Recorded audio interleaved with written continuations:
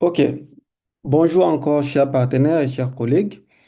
Nous sommes aujourd'hui ici, c'est dans le cadre d'une séance d'information pour vous parler encore plus et recevoir vos questions au cas où il y a des questions concernant l'appel à manifestation d'intérêt qui a été lancé par COSAMED, le Conseil sur la santé et l'Académie de médecine, dans le cadre de l'initiative AFIAGAP.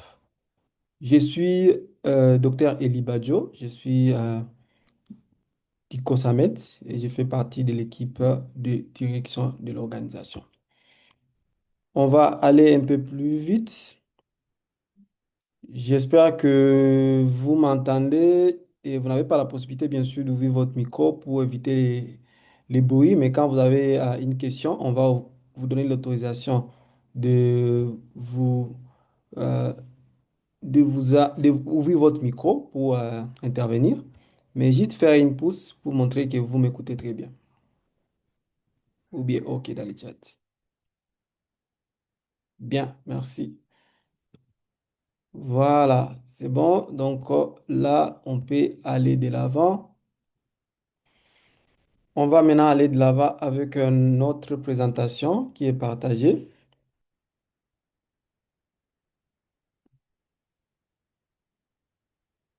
Voilà, le contexte de la RDC, c'est connu.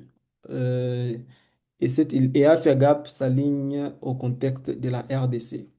C'est un contexte dominé par les urgences, notamment les épidémies qui sont récurrentes.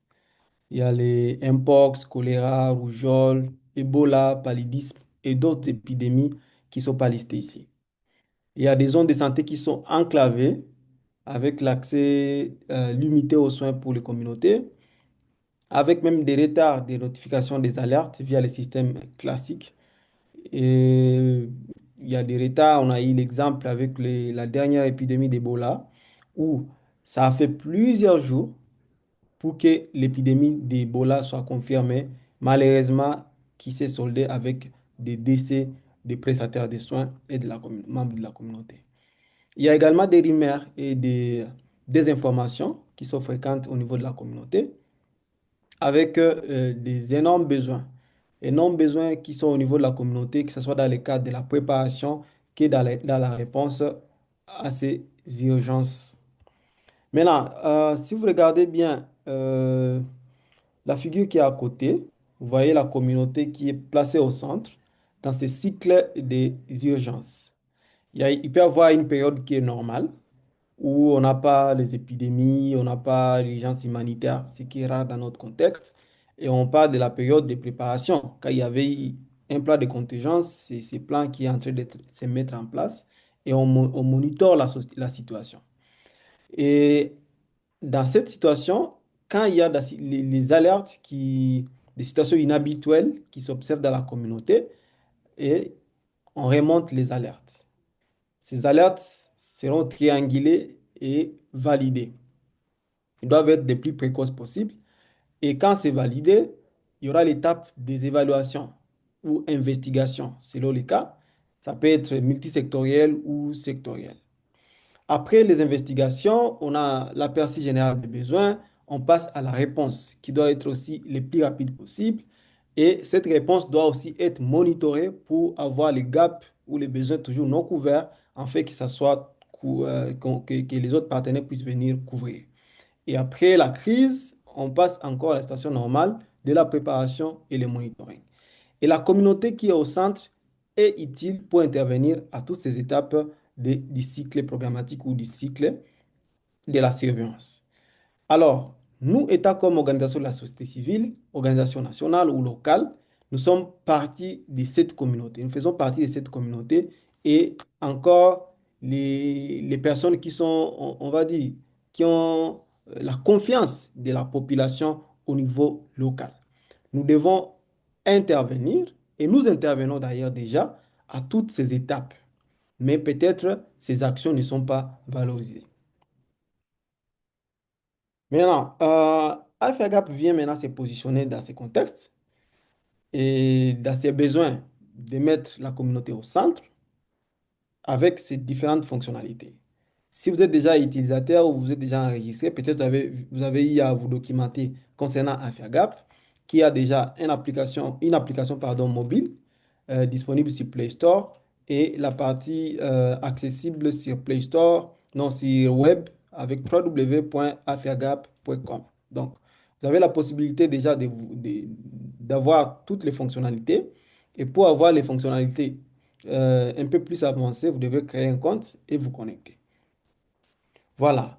L- Parmi les fonctionnalités, nous avons la partie vraiment communautaire, la plateforme sociale ou communautaire, qui nous permet de partager soit les alertes, qui sont des situations inhabituelles, nouvelles autour de nous, soit des besoins non couverts, dans le cas de la réponse ou dans notre situation, il y a eu ce qui est inachevé ou ce qui doit être encore, les actions doivent être complémentaires. Ça, ce sont des gaps, des besoins non couverts. On remonte au travers aussi AfiaGap. Il y a aussi des solutions locales. Et là, la communauté a la possibilité aussi, parce qu'on néglige souvent les solutions qui sont au niveau local. Euh, on a été déjà dans des contextes là où quelqu'un quitte de nulle part, il vient vous dire, voilà votre besoin et voilà votre solution.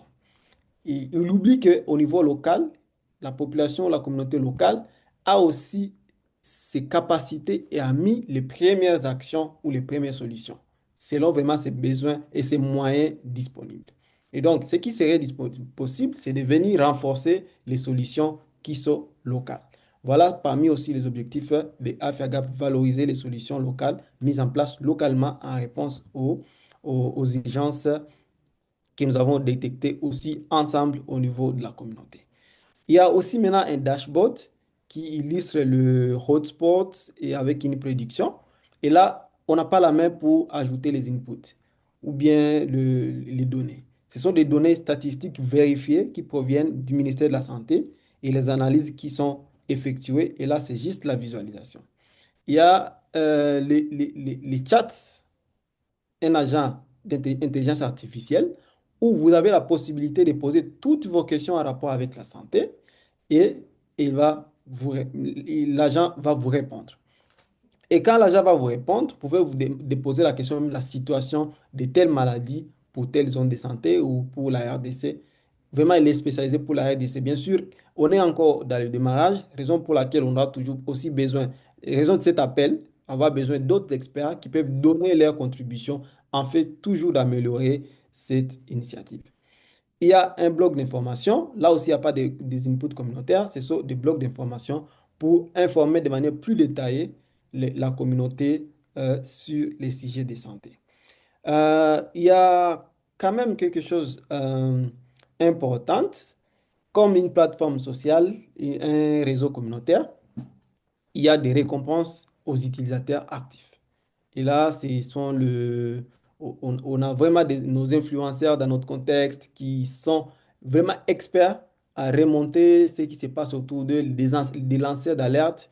Et ici, chez nous, malheureusement, certains réseaux sociaux, puis la plupart, ne les récompensent pas pour leur valeur ajoutée ou leur travail exercé au niveau de ces réseaux. Mais avec AfiaGap, ils ont la possibilité d'avoir des récompenses par rapport à leur travail actif sur la plateforme. Voilà. Quelles sont les sources de l'information? Les sources de l'information sur AfiaGap, c'est la communauté, comme je l'ai dit, là où il y a la plateforme communautaire. Et la communauté va juste partager ce qui se passe autour d'elle.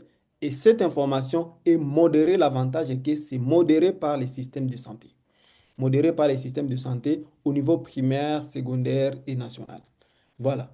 C'est modéré avec les possibilités de vérification pour lutter contre la désinformation et également pour lutter contre pour avoir l'alerte rapide et voilà, et avoir la réponse aussi plus rapide possible. La communauté tire autour d'elle, mais aussi ils observent au niveau des réseaux communautaires, des réseaux sociaux autres qu'ils ne contrôlent pas. Il va voir, il dit, voilà, ça j'ai vu, mais il y a une plateforme spécialisée là où je peux prendre, je poste encore là-bas et les experts vont vérifier Si c'est utile, c'est un danger autour de nous, ils vont passer directement à l'action des réponses.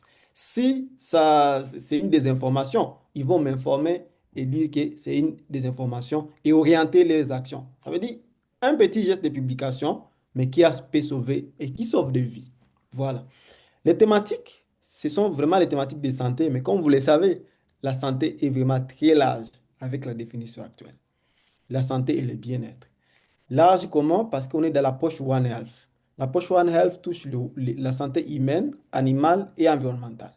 On n'est pas dans les détails, on voulait juste avoir cette induction de cadrage par rapport à FIAGAP.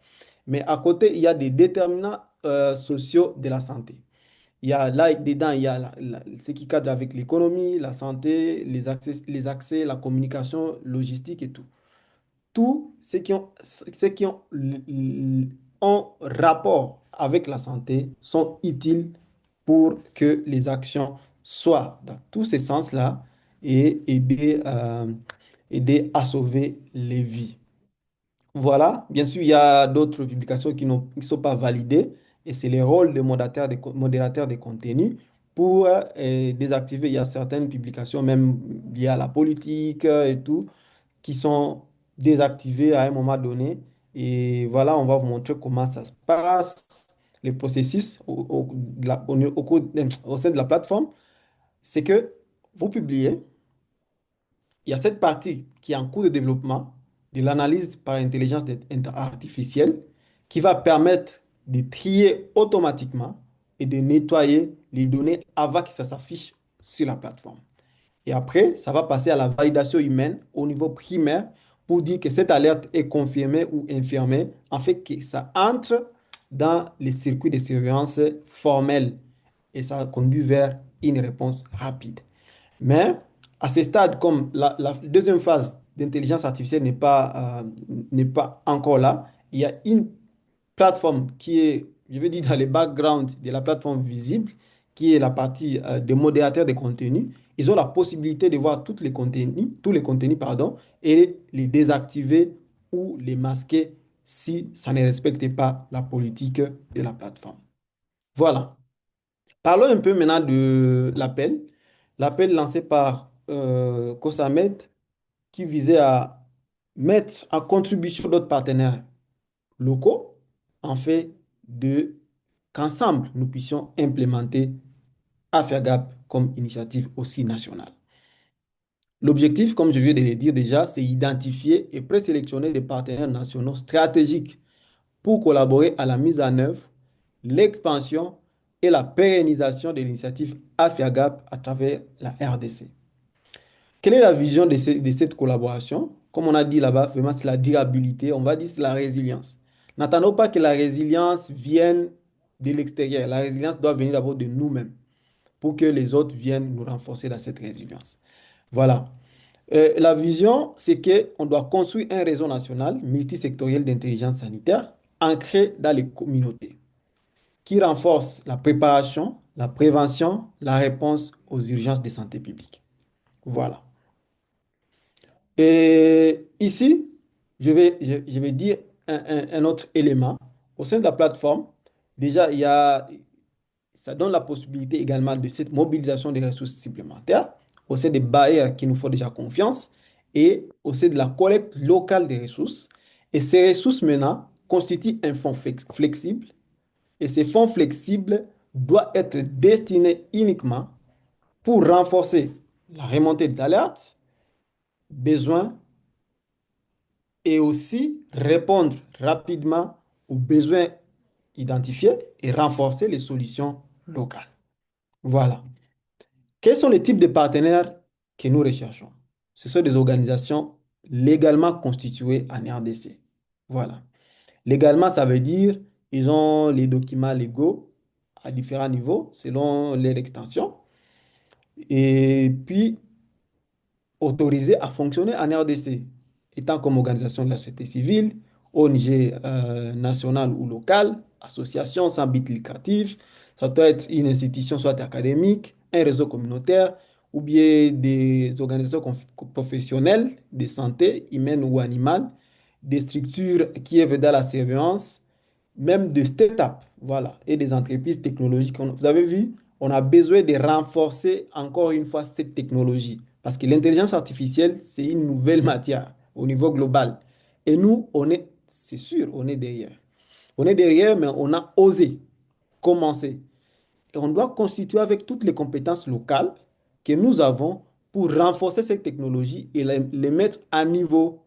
Voilà pourquoi on a besoin vraiment de ces entreprises, de ces sociétés, de ces compagnies locales qui sont, qui ont l'expertise dans la technologie. Voilà. On a besoin aussi des médias qui sont engagés dans la veille sanitaire et la lutte contre la désinformation. Les domaines, voilà, c'est ce qu'on vient de dire même, c'est que c'est d'abord la surveillance et l'alerte précoce, les investigations et les analyses. Comme organisation, vous savez, les investigations, quand on parle d'investigation, ce sont des évaluations qui peuvent être sectorielles ou multisectorielles ou sous-sectorielles. Il y a, à part ces collectes de données, hein, il y a les analyses qui se font. Il y a des organisations qui ont l'expertise dans les analyses. Voilà. Il y a alors, après investigation et analyse, il y a la phase de la réponse rapide et coordination. C'est là que nous avons besoin de ces organisations qui ont ces compétences. Voilà, les compétences de mobiliser la communauté, de faire les appuis de santé mentale et soutien psychosocial, les réponses un peu spécifiques, que ce soit en santé. Bon, quand on est dans l'humanitaire, là, on voit santé comme un secteur à part, mais dans la santé, si on dit bien la santé, ça regorge tout ça. Que ce soit la nutrition, ça vient dans la santé. La sécurité alimentaire vient dans la santé et l'eau, hygiène, assainissement avec la PCI, ça vient dans la santé et une partie même de la protection pour ce qui est de la prise en charge des violences basées sur les genres. Donc, et ici, on a réfléchi un peu en humanitaire. C'est là qu'on a mis à côté comme secteur spécifique des réponses en santé, nutrition, sécale, WASH, protection et voilà, cash. Mais quand on est avec le ministère de la Santé, avec notre collaboration avec le ministère de la Santé, et ils voient la santé comme une globalité. Mais les systèmes clusters de notre monde humanitaire, ça nécessite qu'on puisse aussi les agréger comme ça. Voilà, les organisations qui ont la spécialité de l'approche One Health nous intéressent également, et ceux qui ont la spécialité dans l'innovation, l'intelligence artificielle et les big data. Voilà. Les critères, on vient de les dire déjà, être légalement enregistré en RDC, avoir un compte actif. Vous ne pouvez pas prétendre vouloir collaborer sur l'implémentation de la plateforme AFIAGAP alors que vous n'avez pas encore, vous n'êtes même pas enregistré sur la plateforme AFIAGAP. Vous devrez d'abord commencer à vous enregistrer. Si on était à même à un niveau quelconque, on devrait avoir d'autres critères avancés. Peut-être ceux qui seront présélectionnés à cette première phase. Demain, quand on aura à vouloir agrandir la plateforme ou les réseaux, ils auront encore d'autres critères par rapport à son impact au sein, sur la plateforme.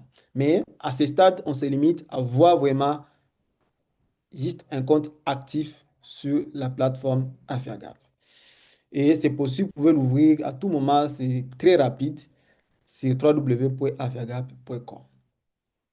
Euh, il faut avoir au moins 2 ans d'expérience, pas créer une organisation aujourd'hui, 2 mois, puis commencer. On veut vraiment, à ce stade d'abord, des organisations qui ont la capacité d'intervenir et qui ont déjà l'expérience de travailler. Comme ça, ceux qui nous ont déjà fait confiance et ceux qui nous feront confiance, on doit démontrer cette capacité qu'au niveau local, nous avons des solutions locales qui ne demandent qu'être renforcées. Voilà. Ils doivent disposer d'une présence locale. C'est pourquoi on dit dans votre lettre de motivation, on doit savoir vous êtes où précisément. Bien sûr, on est large jusqu'à en RDC, mais personne, même COSAMED, même, je ne vois pas une organisation nationale qui est dans toutes les provinces de la RDC. COSAMED, c'est une association médicale, mais n'est pas vraiment présente dans toutes les provinces de la RDC, même s'il peut y avoir des bénévoles comme prestataires de santé, mais pas avec un bureau fixe, mais pas même avec des activités opérationnelles partout. Voilà.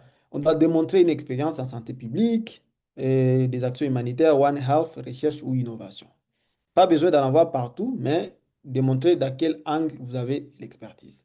Avoir une capacité de gestion administrative et financière, c'est pourquoi on a demandé même votre rapport, les rapports de gestion, voilà, des comptes pour peut-être une année et nous les partager. Comme ça, on va classifier ces organisations selon le niveau. Voilà, selon le niveau, il y a ceux qui... Les organisations doivent aussi se soutenir. Moi, j'ai l'habitude de dire, actuellement en RDC, on a plus d'associations que les entreprises congolaises, malheureusement. Bon, ça serait bon si nous, comme organisation nationale, on peut exécuter vraiment nos missions telles que ça ressort dans nos statuts. Mais vous allez voir, tout le monde veut créer une association parce qu'il veut chercher un financement, mais pas pour mettre en avant une cause quelconque pour laquelle il est en train de se battre. Voilà. Donc, nous devons vraiment nous unir pour une cause et ça sera parmi les objectifs de ces réseaux pour que nous puissions avoir des solutions vraiment durables et après, hein, qui va aider vraiment notre pays. Voilà. Les soumissions, c'est très simple. C'est juste avoir ces dossiers avec les éléments de composition qui sont listés là-bas, vos politiques internes et tout, comment vous êtes organisé. Vous les envoyez juste par adresse email à cette adresse contact@cosamed.org et ça va arriver avant le 24 février 2026 à 23h59 heure de Kinshasa. Voilà. Après, l'étape suivante, ça sera le plus vite possible. Le déploiement va se faire en faisant participer également les différents partenaires, notamment les partenaires du ministère. Et le feedback sera donné le plus vite possible pour que nous puissions passer à l'action opérationnelle. Je pense que c'est tout. Nous vous disons merci beaucoup. Accent Isana Matondo Mingi. Voilà, c'est quelques éléments qu'on avait à partager avec vous. Et on va ouvrir maintenant le micro pour que vous puissiez, si vous avez une question, un commentaire, une préoccupation, vous allez lever la main et on va vous accorder la parole. Jusque-là, je vais voir dans les chats s'il y a quelques commentaires. Voilà. Merci pour ceux qui ont déjà créé les comptes. C'est bon. Je vois pas de main levée. S'il n'y a pas de main levée, ça veut dire que tout est correct. Sauf s'il y a un de mes collègues également qui a un commentaire, qui peut aussi lever la main pour intervenir. Pour les partenaires, c'est correct, je vois. D'accord, c'est intéressant. OK, je vois que c'est correct et c'est bon pour tout le monde. On va, on attend que vous puissiez soumissionner et que nous puissions commencer le travail ensemble et le plus vite possible. Les questions sont autorisées, donc vous pouvez juste lever la main et on vous accorde la parole. Voilà, je vois AHD. Vous pouvez ouvrir votre micro. AHD Onji.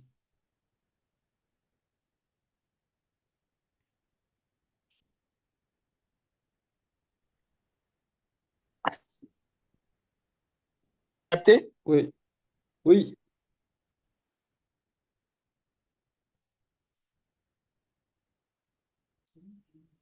Remets. Allez-y, AHD. On vous capte bien. Oui, Question. oui, allez-y.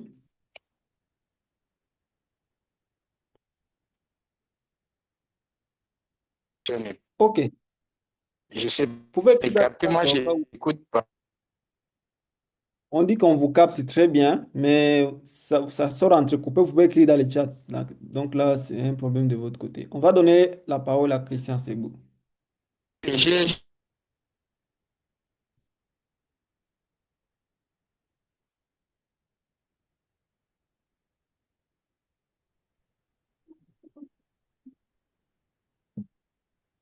Hello. Oui, Christian, vous avez la parole. Merci, merci beaucoup, docteur. Que nous avons suivi avec beaucoup d'intérêt et que c'est une opportunité que nous devons vraiment prendre ça pour nous et puis au bénéfice du système de santé et de notre communauté. Mais ma préoccupation, c'était, je voulais poser une question de savoir si les deux organisations, par exemple, qui travaillent dans une même province, se mettent ensemble pour faire, par exemple, pour soumissionner, mais tout en se répartissant des axes d'intervention, par exemple. Je donne l'exemple de cas où quelqu'un peut se dire, par exemple, l'autre prend le volet surveillance et notre partenaire prend le volet coordination, mais la mise en œuvre, ça sera vraiment organisationnel, mais la gestion, et ça sera maintenant un sous-consortium, bien que ça sera déjà un consortium dans le cadre général. Donc, c'est aussi une préoccupation que je voulais poser. Est-ce que c'est possible que les deux organisations se mettent ensemble pour faire comme ça, ou bien il faut que la soumission soit individuelle, donc par organisation? Euh, Ok, merci. Pour ceux qui écrivent dans le chat qui n'ont pas la possibilité d'ouvrir le micro, c'est vrai, vous pouvez juste lever la main et puis on va vous accorder la possibilité. D'accord. Ok, la question, hein, c'est une bonne question. On a besoin de soumissions par organisation. Nous voulons avoir la capacité des organisations. Parce on est en train de construire un réseau. C'est un réseau, c'est construit. C'est au sein de ça, après qu'on aura ces compétences, que les interventions peuvent être, au besoin, regroupées par paquet d'interventions, soit par zone. On se dit, voilà, ces paquets, on le met à telle organisation, telle organisation, telle organisation avec la complémentarité pour telle région, par exemple. Voilà. Mais à ce stade, les soumissions sont par organisation pour refléter la capacité de l'organisation. Voilà, c'est ce qui est vraiment attendu. Je pense que c'est clair comme ça. Euh, voilà, merci. Il n'y a pas une autre main. Donc, c'est clair. Voilà. OK. Dominique, je vois la main levée de Dominique. Vous pouvez ouvrir votre micro.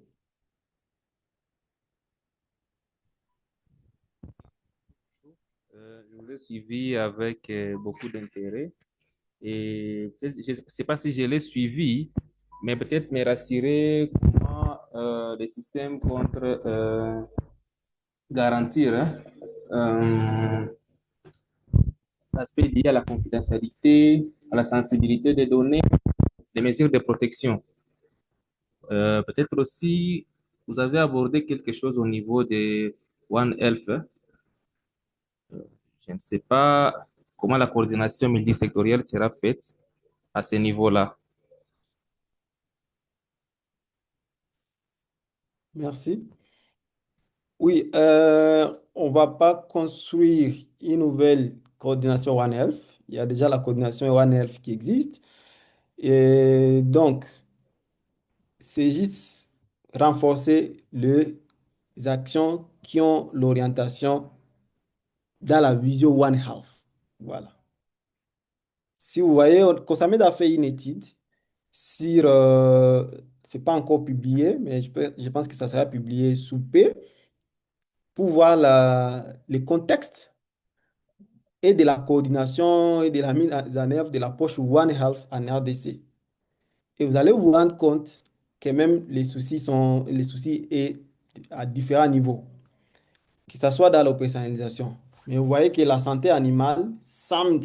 humaine, pardon, semble être en avance qui est les autres aspects de la santé, voilà, de la santé, du One Health. Donc, nous, État comme acteur national engagé, on veut maintenant ceux qui ont l'expertise pour les interventions dans l'approche One Health. Peut-être leur expertise dans One Health, c'est intervenir dans la santé environnementale, la partie environnementale, soit de la partie animale, soit de la partie humaine. Voilà. Soit les tout de manière coordonnée, ils ont une approche qu'ils utilisent pour aller de manière coordonnée, soit dans la mobilisation communautaire, soit. Donc, c'est de ça qu'on veut. Je pense que c'est clair. Maintenant, pour ce qui est de la confidentialité des données, il y a même une politique au sein de la plateforme Affaire qui cadre avec la confidentialité. Et donc, les données personnelles, déjà, ça cadre avec la santé. Les données personnelles sont vraiment bien sécurisées. Voilà. Et même les données traitées et affichées pour ce qui est du dashboard, n'affiche pas les données personnelles. Ce sont des chiffres statistiques pour orienter la prise de décision. Voilà. Et même les publications, il y a ce qu'on est en train de dire, que cette partie d'analyse intelligence artificielle, il doit tenir compte de ces aspects. Les publications qui violent ces aspects sensibles doivent être bloquées pour ne pas s'afficher. Voilà. Quelqu'un d'autre? Je vois qu'il n'y a pas une autre question. Je vois la question des technos. On donne,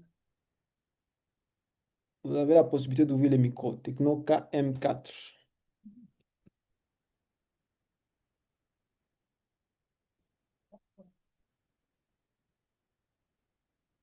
Techno KM4, vous pouvez ouvrir votre micro.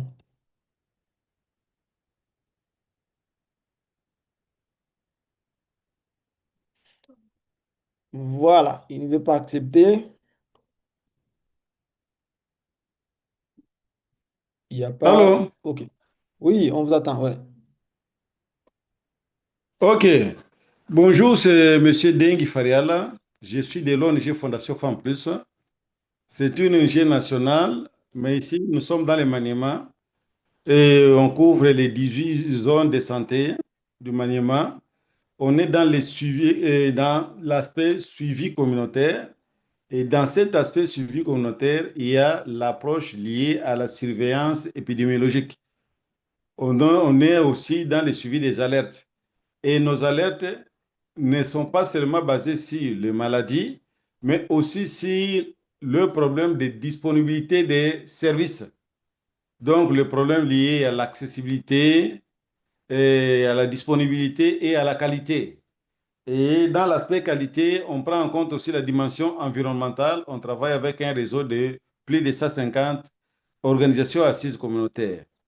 Alors, le mécanisme d'alerte, la difficulté qu'on détient ici, c'est plus lié au réseau parce que dans les mécanismes d'alerte, on retrouve que si les 146 aires de santé qu'on couvre, dans le cas des alertes, il y a presque 50% qui n'est pas couvert par les réseaux.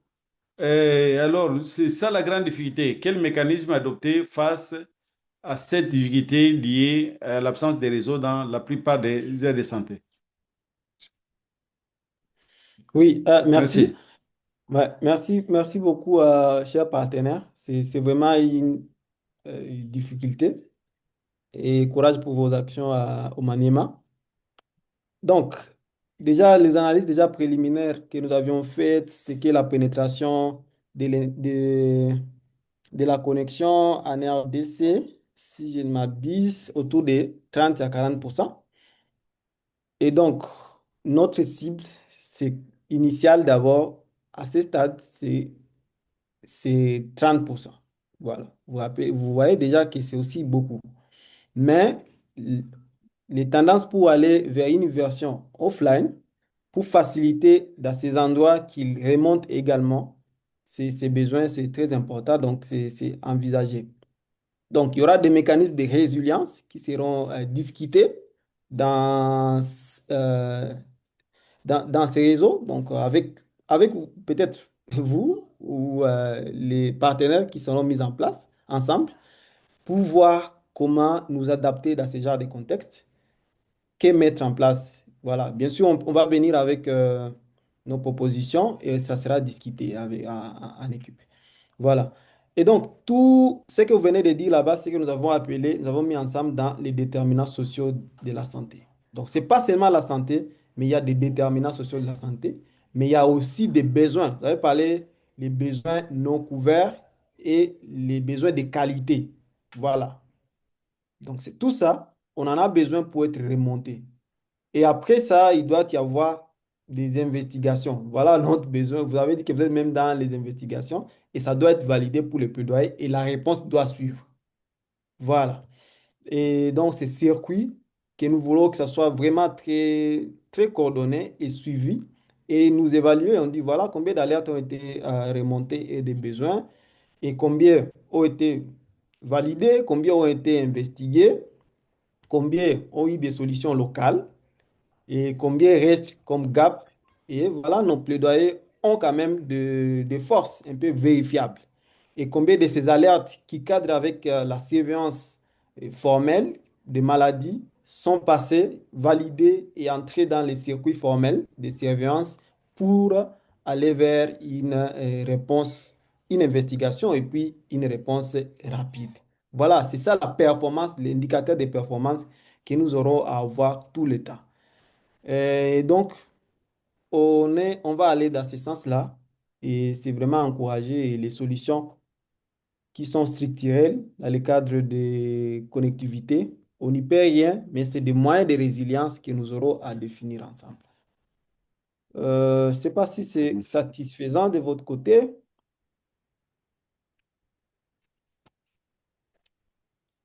Oui, oui, je viens et je vous ai suivi. Merci, merci, merci. Et les restes, on va échanger dans la suite. Merci. Merci. D'accord. OK. Il n'y a pas un autre partenaire avec la main levée. Il y a Dominique qui revient. Oui. Oui, je ne sais pas si ça a été dit déjà. Au fait, moi, je voulais savoir s'il y a déjà un calendrier qui est clair au moins pour les prochaines phases. Voilà, merci. Le calendrier n'est pas encore vulgarisé, mais ça sera le plus vite possible. Déjà, on a dit le 24. La période déjà est serrée. Donc, sûrement, il y aura une autre phase qui aura encore un peu plus de temps aux gens de soumissionner. Mais les premiers, on veut avoir d'abord les premiers impacts les plus rapides possible. Donc, ça sera, la chose qu'on peut dire, ça sera le plus rapide possible. Ah, Et ok. on vous assure que ça sera avec fiabilité, ça sera partagé. Donc, le 24, c'est la fin. Et Hmm. au cours de la semaine, déjà, les dossiers seront analysés et les concernés seront déjà contactés.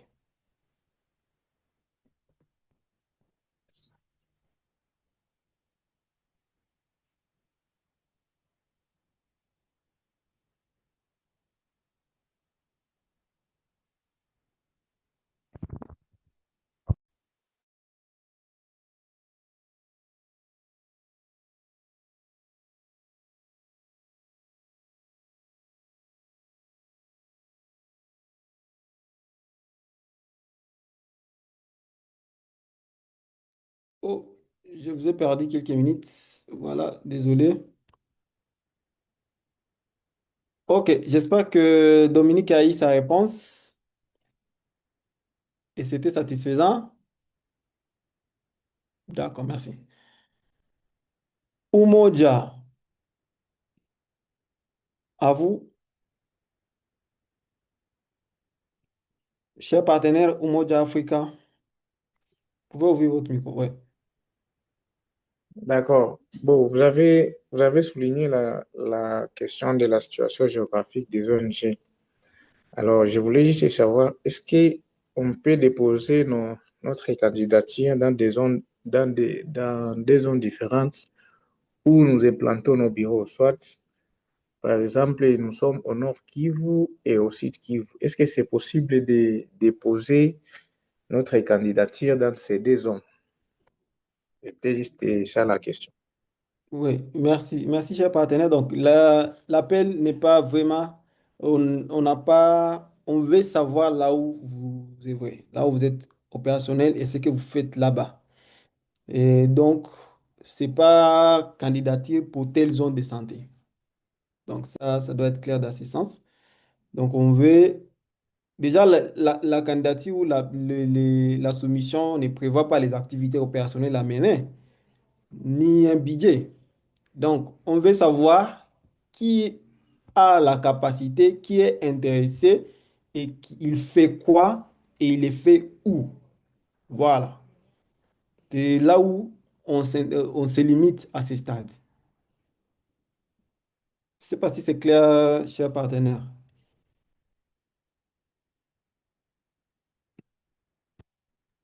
D'accord, d'accord, c'est clair, bien saisi. Merci.